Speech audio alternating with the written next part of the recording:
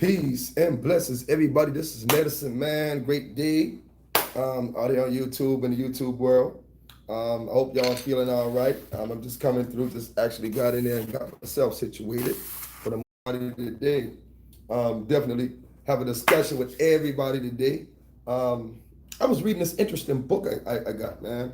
Let me see if I can find it. Interesting book. Oh, there it is right now.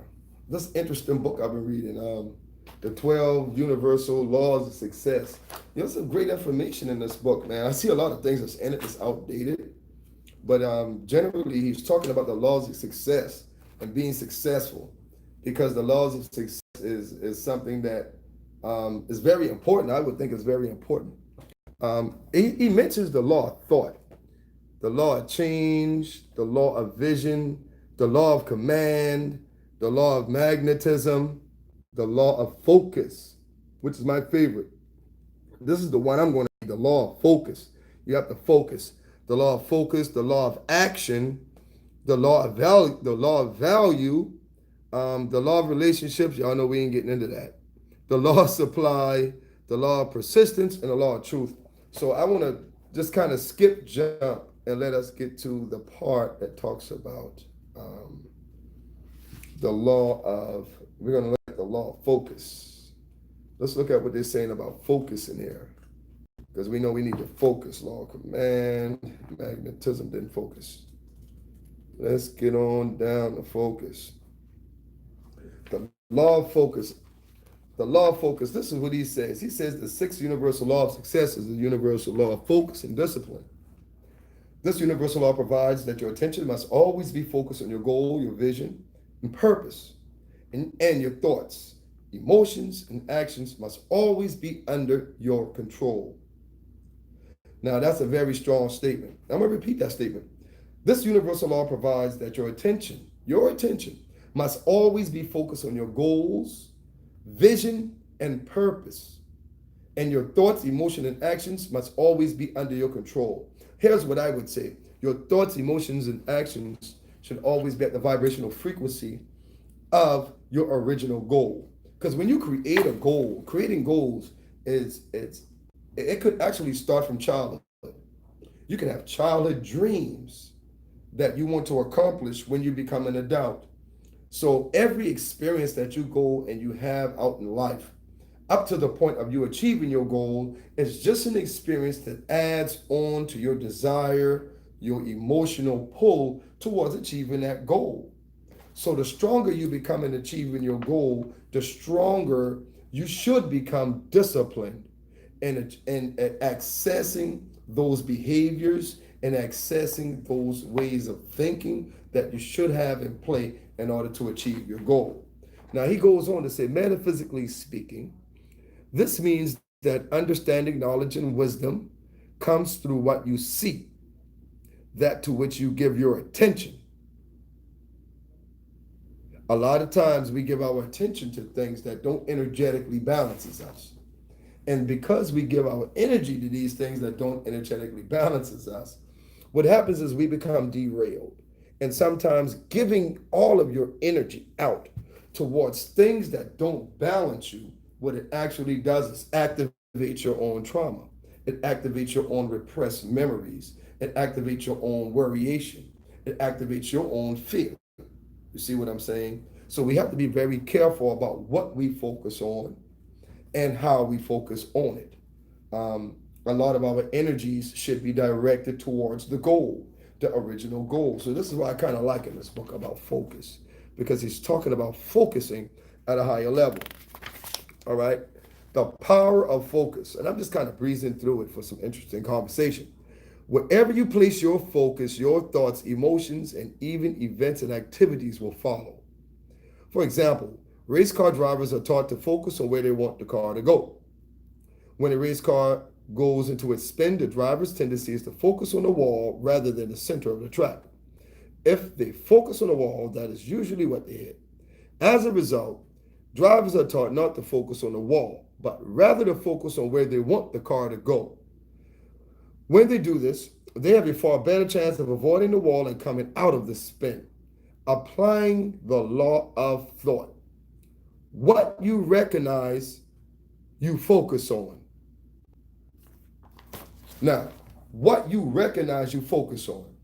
So when you recognize something, someone, or some place, when you really recognize it deep into the recesses of your mind, deep into your consciousness, when you recognize something, you give it your attention, you focus on it, and like he says here, you focus on.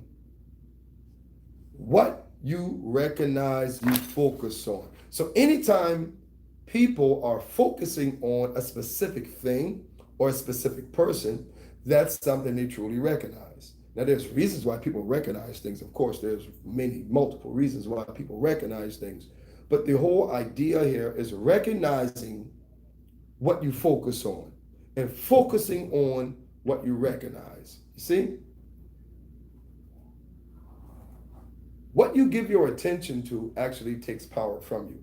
So be very careful about what you give your attention to, because that's a law of nature. If you put all your attention in me, then that actually gives me the power to control you. So I'm going to control your emotions. You know, Freddy Krueger.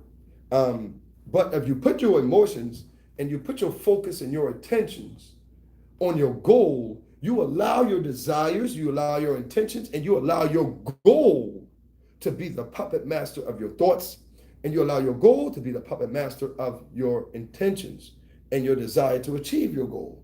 You see? So I ain't getting all into that, but it's just a dope book. I think everyone should read the 12 Universal Laws of Success. Very dope book, very dope book. So what we're doing today is we're going to have some fun. Obviously, we're going to have some fun, and we're going to light up the spot with some root work, of course. And we're going to talk about using the power of the ancestors through obstacles and expanding your mind to higher levels of consciousness. I was speaking with a young lady earlier this week who was an astrophysicist, man. It was a very interesting conversation I've had, because I brought up the conversation of time travel. And this is interesting. I brought up the conversation of time travel. She said, a physicist. And she's a physicist. And I asked her, I said, well, do you think, in reality, do you really think that time travel is possible?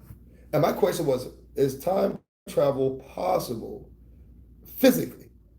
Because I know all the metaphysical and occult and the spiritual connotations of time traveling on the astral plane. I understand that concept, and I understand how it's done and things like that. But when you get to the conversation of time traveling and the physical, it's like if I go back 10 years from now and time travel, what happens when the me now shares the same spatial environment as the me then?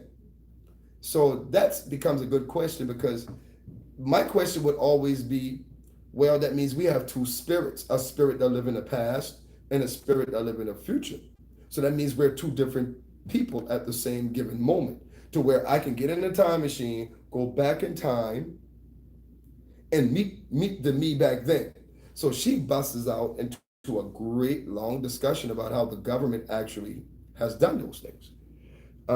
Went back in time and possibly killed people back in time, killed the version of themselves, of particular individuals back in time, so that it would alter history. It would alter the future. So I thought that was interesting. And so when I started talking about time traveling and going back, I started to realize that time itself is just a construct of the physical reality. Just like how we talk about dimensions. When we talk about dimensions, I don't know if people really get it, but a dimension is not a different reality or a different place or a different state. A dimension is just a unit of measurement, width, height, depth. So when you're talking about traveling to another dimension, you're only talking about traveling to the geometric shape of this object. The length, the height, and the width. That's what a dimension is. So when we talk about spatial realities, that's one of the terminologies that quantum physicists use, the spatial world, spatial reality. When we talk about that, what we're talking about is the overall energy fields that create other energy fields, that create other energy fields, and that create this endless continuum of energy that actually transcends what we know as energy today. Frequencies all have different levels of vibration. One of the things that we don't often pay a close attention to in mystical, occult, metaphysical sciences is that when you speak, your sound creates a certain pattern. It just doesn't come out. It creates a pattern. This pattern is what our ancestors have called the geometry of nature. Now, when you take for example, if I should take some sand and place it on this mirror, place sand on the mirror, you see, if I place sand on the mirror and I vibrate it at a certain frequency, that sand would actually shake into a certain geometric pattern that represents the energy frequency from which it's flowing. So when we understand that most of the mantras that we use, the mantras of the chakras, the sacred symbols that we use from ancient times, were representations of sound and light wave energies being drawn out as they were seen in nature. See? So when we talk about sigils, and trust me, I'm having a class in 2 weeks on sigils and using sacred markings and creating your own system of sacred markings.